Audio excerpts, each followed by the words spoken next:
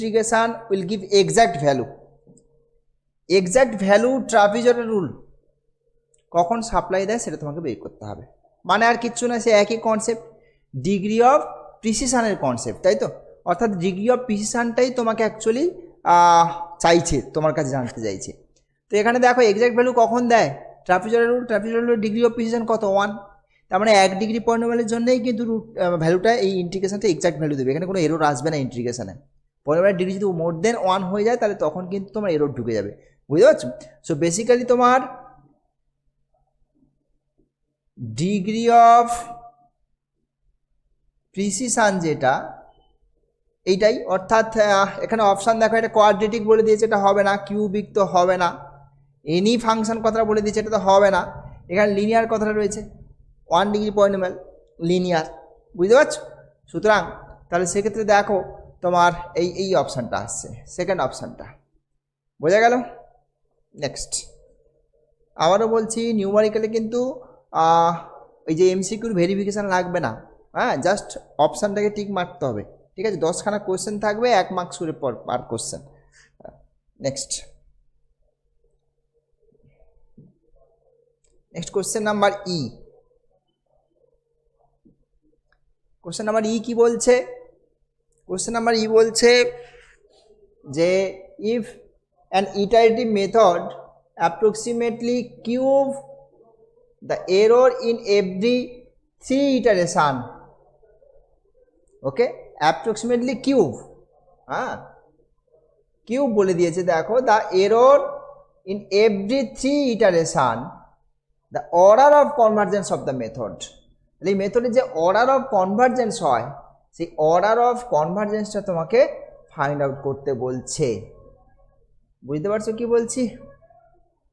আচ্ছা, এবারে দেখো এইটাকে যদি আমি এন দিয়ে ডিনোট করি, মানে নাম্বার অফ ইটারেশন যেটা আর কি, নাম্বার অফ ইটারেশনটাকে আমি কি করলাম, এন দিয়ে ডিনোট করলাম। আর এইখানে কত বলে দিয়েছে, এটা ধরো আমি স্মল এন দিয়ে ডিনোট করলাম, হ্যাঁ। If an iterative method approximately cubes the error, approximately cubes, right? তাহলে সেক্ষেত্রে তোমার অর্ডার অফ কনভার্জেন্সের ফর্মুলা আছে। তাহলে অর্ডার অফ কনভার্জেন্সের ফর্মুলা কি না, order of convergence this is equals to nth root of n। বুঝতে পারলাম ব্যাপারটা? এই যে ফর্মুলা অর্ডার অফ কনভার্জেন্স তার হচ্ছে nth root of n। So এখানে এটা কিউব মানে 3 আর এদিকে ইটারেশন হচ্ছে 3, so cube root of 3, this is the order of convergence. Clear? Next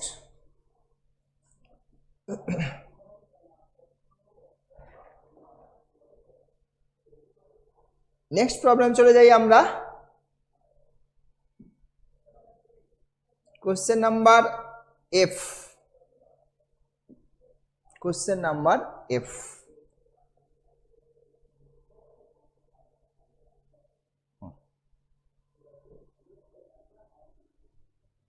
question number F কি বলছে, which of the following statements is true, which of the following statements is true, কোনটা true তোমাকে জানতে চাইছে।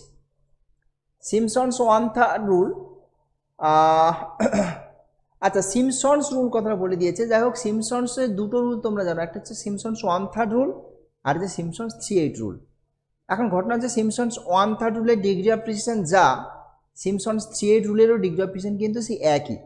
So সুতরাং সেই জন্য দেখো সিমসনস 1/3 রুল বা 3/8 রুল এটা মেনশন করেনি। সুতরাং এই জায়গাটায় কনফিউশন যাতে না থাকে, যেহেতু সেম ডিগ্রি অফ প্রিসিশন যার জন্য যারা সিমসনস রুল বলে চালিয়ে দিয়েছে, বুঝতে পারলে? বেশ, তো বাই দ্য ওয়ে দেখো তাহলে সিমসনস রুল এক্সাক্ট দেবে কার জন্য, লিনিয়ার হলে হবে, কারণ সিমসনস রুলের ডিগ্রি অফ প্রিসিশন কত, 3। সিমসনস যে রুল, সিমসনস 1/3 বলো আর যাই বলো না কেন, সিমসনস 1/3 অর 3/8 যেই রুলই তুমি চিন্তা ভাবনা করো, সেক্ষেত্রে ডিগ্রি অফ প্রিসিশন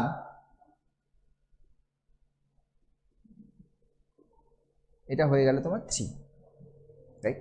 সো 3 মানে কি 3 পর্যন্ত আপ টু 3 ডিগ্রি পর্যন্ত ও এক্সাক্ট দেবে। 3 থেকে যখনই তুমি বেরিয়ে যাবে মানে 4 ডিগ্রি 5 ডিগ্রিতে চলে যাবে তখন কিন্তু এরর চলে আসতে থাকবে, এরর আসতে স্টার্ট করবে।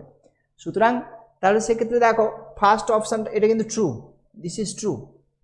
সিমসন্স এটাও ট্রু, বাট এইটা ফলস, কারণ এটা ডিগ্রিটা হচ্ছে তোমার 4 হয়ে গেছে, ফলে ওটা কিন্তু ফলস হয়ে গেল। তাহলে সেক্ষেত্রে দেখো প্রথম দুটো ট্রু মানে তোমার এই অপশান হিসেবে এটা আসছে। ব্যাপারটা clear? Next,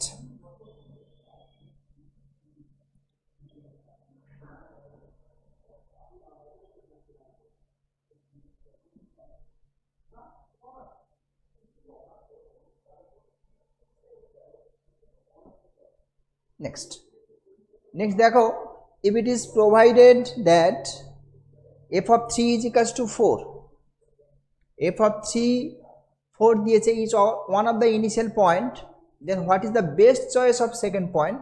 Best choice of second point for solving bisection method. For solving by bisection method, bisection method কি করা হয়? Bisection method actually করা হয় যেটা f of a R f of b, এই যে a b একটা ইন্টারভ্যাল আমরা বের করে নিই, যে ইন্টারভ্যাল হচ্ছে তোমার অপোজিট সাইন মেনটেন করছে, তাই তো? সেটি আমরা চুজ করে নিই এবং দেখো তারপরে আমরা কি করি, ইন্টারভ্যালটাকে বাইসেক্ট করে দিই, দিয়ে হয় এই ইন্টারভ্যালটা চুজ করব, না হলে পাশেরটা চুজ করব, দিয়ে তাকে আবার বাইসেক্ট করব। এইভাবে তো আমরা আস্তে আস্তে করে এগোই এবং এই মেথডটা অলওয়েজ কনভার্জ করে। এই মেথডের জন্য কোনো রকম কোনো কন্ডিশন লাগে না, অলওয়েজ কনভার্জেন্ট মেথড, ঠিক আছে? হ্যাঁ, আর এর অর্ডার অফ কম্বিনেশন লিনিয়ার, এগুলো আমরা সব ডিসকাস করেছি আগে। এখন যেটা বক্তব্য দেখো, আমাদের এই ইন্টারভ্যালটা ধরো আমি কথা বলছি, আমার ধরো আমি একটা এক্সাম্পল হিসেবে বলছি, ধরো এফ অফ 1 আর এফ অফ 5, মানে এফ অফ 1 এ ধরো পজিটিভ সাইন মেনটেন করছে আর এফ অফ 5 এ ধরো নেগেটিভ সাইন মেনটেন করছে। So basic opposite sign maintain করছে, মানে 1 আর 5 এর মাঝখানে রুট আছে, জানি আমরা, ঠিক আছে? আমি ধরলাম একটাই রুট আছে, কথা বলছি যে এই 1 আর 5 এর মাঝখানে আমার এক্স্যাক্টলি একটাই রুট আছে, ঠিক আছে? তারপরে দেখছি আমি এফ অফ 4 ক্যালকুলেট করে সেটাও নেগেটিভ, তারপরে দেখছি এফ অফ 3 ক্যালকুলেট করে সেটাও নেগেটিভ, তারপরে দেখছি এফ অফ 2 ক্যালকুলেট করে সেটাও নেগেটিভ। সো দেখো আমি যদি জানি যে F X is equals to 0 has exactly 1 root between 1 and 5, 1 এ যা সাইন দিচ্ছে 5 এ অপোজিট সাইন মেনটেন করছে। বাট সেম থিং আমি যখন এটাকে আস্তে আস্তে করে ইন্টারভ্যালটাকে ছোট করছি, অর্থাৎ আমার 1 5 এর মধ্যে রুট নিয়ে চিন্তা ভাবনা করা আর 1 আর 2 এর মাঝখানে রুটটা নিয়ে চিন্তা ভাবনা করা, আলটিমেটলি তো একই ব্যাপার, বাট ইন্টারভ্যালটা কী হয়ে গেল, ছোট হয়ে গেল। সুতরাং সবসময় আমাকে চেষ্টা করতে হবে ইন্টারভ্যালকে যত ছোট করা যায়, that is the best choice, right? Opposite sign তো মেনটেন করতেই হবে, বাট ইন্টারভ্যাল যত কাছাকাছি না হয়। আমি পাচ্ছি 1 আর 5 এর মাঝখানে রুট আছে, বাট তাও দেখছি আমি 1 থেকে রুটটা অ্যাকচুয়ালি 1 5 হলেও 1 আর 5 এর মাঝখানে হলেও বেসিক্যালি 1 আর 2 এর মাঝখানে রুটটা চলে আসছে। ফলে আমি এত বড় ইন্টারভ্যাল নিয়ে, ইন্টারভ্যাল যত বড় নেবে তত বেশি নাম্বার অফ স্টেপ তোমাকে এগোতে হবে, ইন্টারভ্যাল যত ছোট নেবে কনভার্স খুব তাড়াতাড়ি করবে, বোঝা গেছে? সুতরাং তাহলে তোমার এবারে দেখো এফ অফ 3 তে কী দিচ্ছে, 4, মানে পজিটিভ ভ্যালু দিচ্ছে। আচ্ছা, এবারে দেখো আমার তাহলে নেগেটিভ সাইন, প্রথমত নেগেটিভ সাইন চিন্তা ভাবনা করতে হবে, অপোজিট সাইন হতেই হবে তো। সেকেন্ড পয়েন্টে যেটা নিতে বলছে ওরা, সেকেন্ড পয়েন্টটা যেটা নিতে বলছে সেটা অবভিয়াসলি তোমার এখানে নেগেটিভ সাইন মেনটেন করতে হবে। ফলে দেখো এই অপশানটা বাদ চলে গেল 5 এ, আর এই অপশানটাও 2, এটাও বাদ চলে গেল, ঠিক কিনা? দুটো অপশান আমার এমনিতে বাদ চলে গেল। বাকি তাহলে দেখো এইখানে এই দুটো জিনিস নিয়ে চিন্তা ভাবনা করা যাক। তাহলে আমার এইখানে যদি রিয়েল লাইনটা চিন্তা ভাবনা করা যায়, এখানে 3 পয়েন্ট, এদিকে হচ্ছে তোমার 3.1 2, এদিকে -1 -2 -3, ঠিক আছে? আর এদিকে আছে আরও আছে -4 -5, আরও একটু বাম দিকে যদি চিন্তা ভাবনা করি, হলো। এইবারে দেখো তাহলে তোমার এফ অফ 3 তে কত দিচ্ছে, এফ অফ 3 তে ভ্যালুটা পজিটিভ দিচ্ছে, আর এইখানে হচ্ছে -5 একটা রয়েছে, এই যে -5 একটা রয়েছে আর -3 একটা রয়েছে। তাহলে তোমার ইন্টারভ্যালটা তুমি এই ইন্টারভ্যালটা চুজ করবে নাকি এইখানে -5 থেকে 3 ইন্টারভ্যালটা চুজ করবে, স্বাভাবিক ইন্টারভ্যাল যে ইন্টারভ্যালটা ছোটো আসছে সেটাকে তোমাকে চুজ করতে হবে। ফলে সেক্ষেত্রে দেখো তোমার অবভিয়াসলি চুজ করা দরকার -3 থেকে 3 পর্যন্ত, বুঝতে পারছো? তাহলে সেক্ষেত্রে -3 থেকে 3 চয়েসটা বেস্ট চয়েস হবে। সো সেক্ষেত্রে তো আমার অপশানটা হবে থার্ড অপশান। ব্যাপারটা ক্লিয়ার? হ্যাঁ। সো ডান, নেক্সট।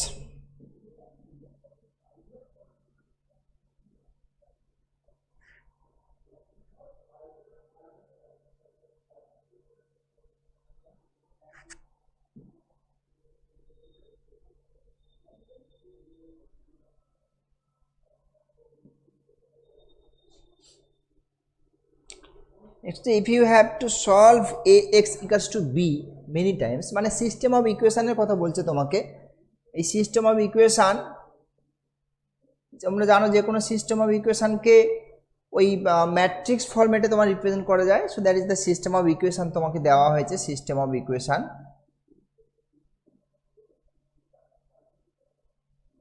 রাইট, তারপর বলছে many times for different vectors B, মানে বি ভেক্টরটাকে বারবার ধরে চেঞ্জ করতে বলছে for different vectors B but the same matrix এ।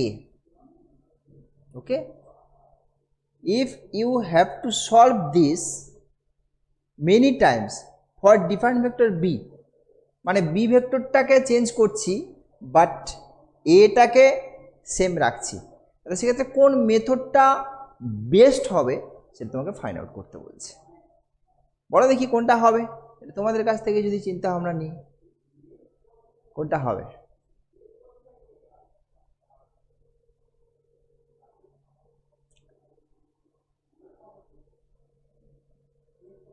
কোনটা বেস্ট হবে মনে হচ্ছে? এলইউ ডিকম্পোজিশন একটা ব্যাপার। এলইউ ডিকম্পোজিশনে আমরা কি করে থাকি? এলইউ ডিকম্পোজিশনে বেসিক্যালি যেটা করি আমরা ওই এ ম্যাট্রিক্সটাকে দুটো ম্যাট্রিক্সের প্রোডাক্ট আকারে মানে এ আকারে ভাঙি, তাই তো? দিয়ে তারপরে ওই লাস্টের দিকে গিয়ে দেখো এই যে এরকম করি এ এক্স, মানে এখান থেকে যেটা হয় L U X is equals to B. এবার এইটাকে একটা কিছু ধরে নিয়ে এটাকে সলভ করে দিয়ে ফাইনালি বিটাকে ইউজ করি, রাইট? আচ্ছা, এটা একটা। আর গাউস এলিমিনেশনে কি করা হয় জানো? Gauss elimination with pivotal elements. যাই হোক, গাউস এলিমিনেশন মেথডে কী করা হয়? গাউস এলিমিনেশন ওই এলিমিনেশনগুলো করা হয় বারবার ধরে, বুঝতে পারছো? আর ইটারেটিভ মেথড, আর এদিকে দেখো ইটারেটিভ মেথডটা তো ইউজ করার দরকার নেই। ইটারেটিভ মেথড ইউজ করাটা, ইটারেটিভ মেথড কোনটা? একটা হচ্ছে গাউস সিডাল পাবে তুমি, আর হচ্ছে গাউস জ্যাকোবি মেথড পাচ্ছে তোমাকে, ঠিক আছে? Gauss Seidel, Gauss Jacobi. ওই ইটারেটিভ মেথডে সেক্ষেত্রে তোমাকে এটা সেম রেখে বিটা চেঞ্জ করে কোনো মানে হয় না। আলটিমেটলি সেই প্রবলেমটাই আমার থেকে যাচ্ছে ক্যালকুলেশনের মধ্যে, বুঝেছো? আমার সেই ক্যালকুলেশনে মানে সেই লেন্দি ক্যালকুলেশন থাকছেই, প্রত্যেকটা আলাদা আলাদা বিয়ের জন্য আলাদা আলাদাভাবে ক্যালকুলেট করতে হবে, এখানে কোনো অপশানই নেই তোমার হাতে, বুঝতে পারলে? ফলে সেক্ষেত্রে ইটারেটিভ মেথডে বাদ দিচ্ছি। ইটারেটিভ মেথড বলতে আমি দুটো মেথড বলছি, একটা হচ্ছে গাউস জ্যাকোবি আর একটা হচ্ছে গাউস ইটারেশন। এই দুটো বাদ দিচ্ছি। Sorry, Gauss Seidel, not iteration, Gauss Seidel. Gauss Jacobi আর গাউস সিডাল, এই দুটো বাদ দিচ্ছি, রাইট? তারপরে দেখো ইনভার্স ম্যাট্রিক্সটাকে কম্পিউট করতে বলা আছে। একটা ম্যাট্রিক্স যদি ইনভার্স কম্পিউট করি that is the best way, আমার তাই মনে হয়। কারণ একটা ম্যাট্রিক্স ইনভার্স ক্যালকুলেট করে বসিয়ে রাখো, যদি আমি এই সিস্টেমটাকে সলভ করতে চাই, তাহলে সেক্ষেত্রে কী হয় না, A X is equals to B. তো এবার আমার কি বলছে, বিটা ডিফারেন্ট আসছে, বাট এটা তো আমার সেম থাকছে। আমি যদি একবার এ ইনভার্সটা ক্যালকুলেট করে নিতে পারি, ওটা দিয়েই কাজ চালাতে পারবো, আর আমার প্রবলেম থাকার কথাই নয়, বুঝতে পারছো? সো আমার তাহলে এ ইনভার্সটা ক্যালকুলেট করলে কী হবে, এ ইনভার্স দিয়ে যদি বোথ সাইডে কম্পোজ করে দিই আমি, তাহলে সেক্ষেত্রে দেখো এদিকে এ ইনভার্স বি, এটা আইডেন্টিটি, আর এদিকে হচ্ছে A inverse B. So this is X is equals to A inverse B. ব্যাপারটা ক্লিয়ার? এবারে বিটাকে তুমি চেঞ্জ করো না, কি যায় আসে? ফর ডিফারেন্ট বির জন্য আমি জাস্ট এখানে বিটাকে বসাবো, মাল্টিপ্লাই করবো। আমার এ ইনভার্সটা ক্যালকুলেট করারই তো মেন প্রবলেম। ম্যাট্রিক্স মাল্টিপ্লিকেশন তো কোনো ম্যাটারই নয়, বুঝতে পারছো? মেন প্রবলেম হচ্ছে আমার এ ইনভার্সটা ক্যালকুলেট করা। সো এ ইনভার্স যদি একবার আমি ক্যালকুলেট করে নিতে পারি, জাস্ট বারবার ধরে রিপিট করে মাল্টিপ্ল করলে এখানে কিন্তু চলে আসবে, বুঝতে পারছো? তুমি যত ডিফারেন্ট ভেক্টর বি দাও না কেন তাতে কোনো প্রবলেম হওয়ার কথা নয়। সো আমার বেস্ট যে অপশান সেটা হচ্ছে আমার এ ইনভার্সটাকে ক্যালকুলেট করে নেওয়া। বুঝতে পারলাম? আদারওয়াইজ এলইউ ডিকম্পোজিশনের গল্প তো বলেছিলাম, এটা দরকার মানে প্রবলেমের, কারণ এখান দিয়ে তুমি এটা করবে, এটা দিয়ে বিটা, প্রত্যেক কেসে কিন্তু বিটা ক্যালকুলেশনে বেশ একটা ইম্পর্টেন্ট রোল প্লে করবে। মানে ওয়ান স্টেপে বি দিয়ে ক্যালকুলেশনটা করতে পারবে না, ফলে অনেকগুলো স্টেপে তোমার বিটা চলে আসবে। আর বি যেহেতু প্রত্যেক মানে প্রবলেমের জন্য ডিফারেন্ট, সুতরাং সেক্ষেত্রে কিন্তু আমার প্রবলেমটা একটু কমপ্লিকেটেড হলো। ঠিক আছে, সেই জন্য আমরা এটাকে বাদ দিচ্ছি, এটাকেও বাদ দিচ্ছি। বোঝা গেল? Done. Next.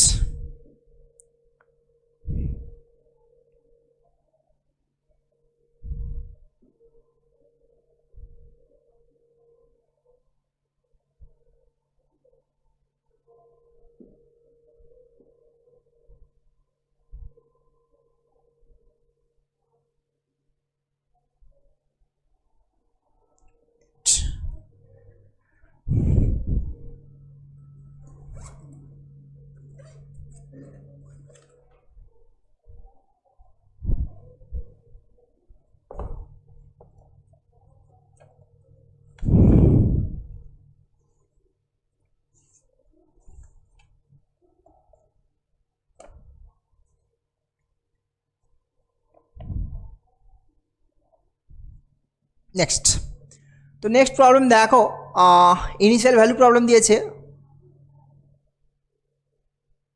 Dy dx is equals to minus y দিয়ে দিয়েছে, ওয়াই অ্যাট 0 ইজ ওয়াই 0, তাহলে apply the second order Runge Kutta method with step length H, the value of y of H will be. আগের দিন আমরা fourth order Runge কুত্তা মেথডের জন্য same problem করেছি, বুঝেছে? ফোর্থ অর্ডারটা আমরা এমনিতে থিওরি ক্লাসেও ডিসকাস করেছি, সেখান দিয়ে প্রবলেমসও ডিসকাস করেছি, মানে ম্যাথস করিয়েছি, এবং এই সেম টাইপের প্রবলেম আগের দিন আলোচনা হয়েছে। বাট সেকেন্ড অর্ডারটা আমরা তখন কিন্তু বলিনি, ফর্মুলাটাও বলিনি যখন আমি থিওরি ক্লাস নিয়েছিলাম সেকেন্ড অর্ডার রুঙ্গে কুত্তা মেথডের জন্যে, ফর্মুলাটাও বলিনি, আর এদিকে এমনি কোনো প্রবলেমও করানো হয়নি। বাট এমসিকিউতে না, এমসিকিউ অ্যাকচুয়ালি যেখান থেকে ইচ্ছে দিতে পারি, এমসিকিউর ওরকম কোনো সিলেবাস নেই সত্যি কথা বলতে। ঠিক আছে, এমনি ব্রড কোশ্চেনগুলো দেখবে সবই একটা প্যাটার্ন ফলো করছে, ইউনিটগুলো যেগুলো আছে, ইউনিট 1 2 3 4 5 6, বাট এমসিকিউগুলো না হেপাজাটলি 2-4টে কোশ্চেন কমন। হ্যাঁ, যেমন ধরো ওই পলিনোমিয়ালের একটা কোশ্চেন দেখবে, কয়েকটা পয়েন্ট দিয়ে দিল পলিনোমিয়াল, হ্যাঁ, তারপর ডিগ্রি অফ ফ্রিকশনের কোশ্চেন কম্পালসারি, হ্যাঁ, তারপর তোমার ওই প্রবলেমটা যেটা নিউটন অ্যাবসন মেথড, ওই মড অফ হাইডাস্ট এক্স যদি লেস দেন 1 হয় কনভার্জ, এইরকম টাইপের 2-3-4টে কোশ্চেন কিন্তু বেশ কম্পালসারি প্রত্যেকের আসছে। বাকি কোশ্চেনগুলো দেখবে ডিফারেন্ট জায়গা থেকে দিয়ে দিচ্ছে। সুতরাং বাই দ্য ওয়ে দেখো, আমি থিওরি যেহেতু ডিসকাস করিনি, তাহলে ফর্মুলাটা আমি দিচ্ছি এখন, সেই ফর্মুলাটাকে অ্যাপ্লাই করে আমি দেখো এই ভ্যালুটা ক্যালকুলেট করে ফেলতে পারবো আগের দিনের মতোই। ঠিক আছে, সো ফর্মুলাটা হচ্ছে দেখো আমাদের সেই একই জিনিস, y of x0 plus H, this is y1, this is y0 plus K. But এখানে কে এর ভ্যালুটা হচ্ছে তোমার, দেখো আমি লিখছি, হ্যাঁ, কে এর ভ্যালুটা হচ্ছে তোমার half of k1 plus k2, যেখানে k1টা হচ্ছে H F of x0 y0, আর k2টা হচ্ছে H F of x0 plus H y0 plus k1। এই হলো তোমার ফর্মুলা। ঠিক, এবার আমরা ফর্মুলাকে অ্যাপ্লাই করব। আচ্ছা দেখো, এইখানে আমার এফ অফ এক্স ওয়াই, তো বেসিক্যালি এফ অফ এক্স ওয়াইটা কত, এফ অফ এক্স ওয়াইটা হচ্ছে মাইনাস ওয়াই, আর x0টা কত, x0 কিন্তু 0, x0টা কিন্তু 0, আর y0 is y0, y0 is y0, this is y0, অসুবিধা কিছু। বেশ, এবারে দেখো তাহলে সেক্ষেত্রে আমি প্রথমে এগুলো ক্যালকুলেট করে নিই। এইখানে তাহলে কী থাকছে দেখি, এইখানটাতে H into F of x0 y0, তো এই এফ অফ এক্স ওয়াই, তো তার মানে মাইনাস y0, তাই নাকি? দেখো তাহলে এটা হয়ে যাচ্ছে তোমার মাইনাস y0। আচ্ছা, তারপর এটা কত আসছে, মেনলি ওয়াইয়ের জায়গাতে বসবে ভ্যালুটা, তার মানে কত হচ্ছে minus of y0 plus k1। এবারে k1টা লিখছি আমি, k1টা, এবারে k1টা আসছে কত, minus of y0, so minus y0 minus of hy0। ঠিক আছে, তাহলে k2 k1 পেয়ে গেছো। এইবারে দেখো তাহলে এই জায়গা থেকে কি পাচ্ছি আমরা, y অফ x0 তো 0, তাহলে x0 প্লাস h, তো this is y of h। এদিকে দেখো y0 কিন্তু y0ই আছে, so this is y0 plus k মানে হচ্ছে হাফ অফ k1, k1 মানে হচ্ছে মাইনাস h y0। ঠিক, তারপরে দেখো k2 হচ্ছে minus y0 minus plus h y0। ঠিক আছে, বেশ, কোনো ক্যালকুলেশন ঠিকঠাক লিখেছি তো, অসুবিধা কিছু হয়নি তো? ঠিকই তো আছে আশা করি, নাকি? দেখো এটা কেটে যাচ্ছে নাকি গো, এই টার্মটা কেটে যাচ্ছে একটা, y0 h y0 কেটে যাচ্ছে, কিন্তু কেটে গেলে তো অ্যান্সারটা আসবে বলে মনে হয় না।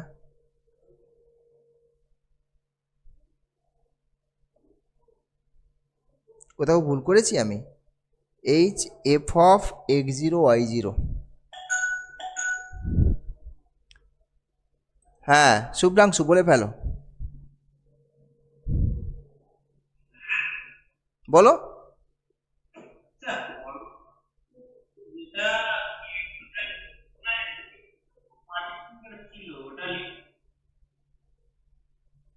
আমি শুনতেই পাচ্ছি না তো তোমার কথা। ও একটা এইচ গুণ থাকবে, হ্যাঁ ঠিক, আমি ওটাই ভুল করে ফেলেছি কোথায়, আমি তাই খুঁজে বেড়াচ্ছি, একটা এইচ গুণ আছে, ঠিক আছে, সরি, থ্যাংক ইউ। এটা হচ্ছে তাহলে এইটা এইচ আর এদিকে হচ্ছে এইচ স্কোয়ার।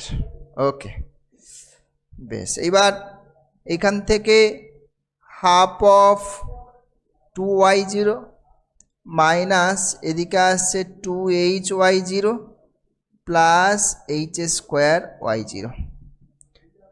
বেশ, তো তাহলে এখান থেকে যদি আমি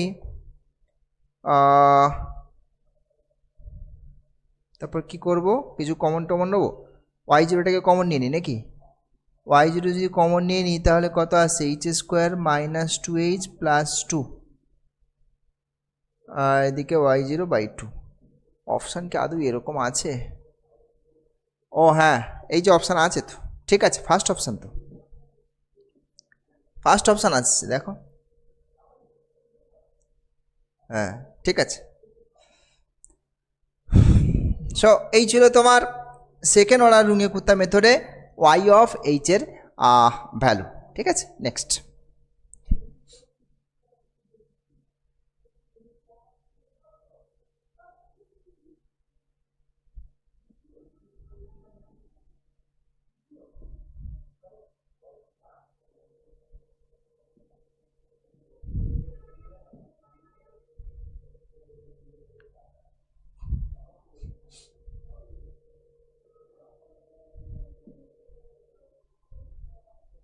নেক্সট কোশ্চেন দেখো,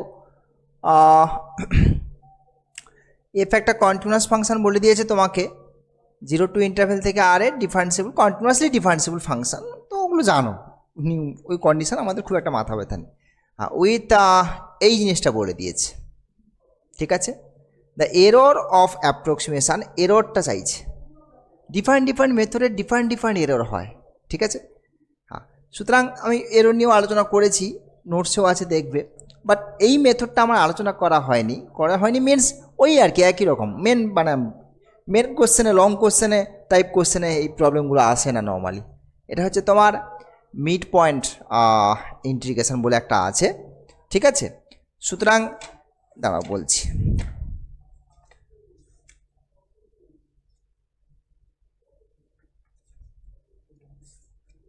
mid point rule,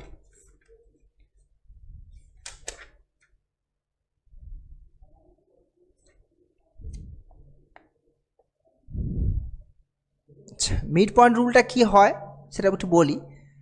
mid point rule হচ্ছে তোমার এইটা, যে integration a to b fx dx, this is approximately equals to b minus a f of A plus B by two. এইটা হচ্ছে তোমার, এই রুলটা হচ্ছে mid point rule. This is mid point rule, mid point rule. বুঝতে পারলাম? কারণ কি আমি এটা দেখে নিয়েছি যে এখানে জাস্ট এফ অফ ওয়ানটা আছে। এবারে দেখো আমার এইখানকার যেটা রয়েছে, এখানে আমার ইন্টিগ্রেশন কী রয়েছে, 0 থেকে 2। সো 0 থেকে 2 F X dx, this is approximately because two B minus A, this is 2, আর F of A plus B by 2, this is 1। দেখো, so this is mid point rule. এবারে মিড পয়েন্ট রুলের ক্ষেত্রে যে error হয়, সেই এররের ফর্মুলাটা হচ্ছে তোমাকে দিচ্ছি আমি, h³/3 f ডবল ড্যাশ ইটা। এইটা h³ ঠিক আছে, h³/3 ডবল ড্যাশ, হ্যাঁ এই যে এইটা, এটা হচ্ছে এরর অফ অ্যাপ্রক্সিমেশন, যেটা এরর অফ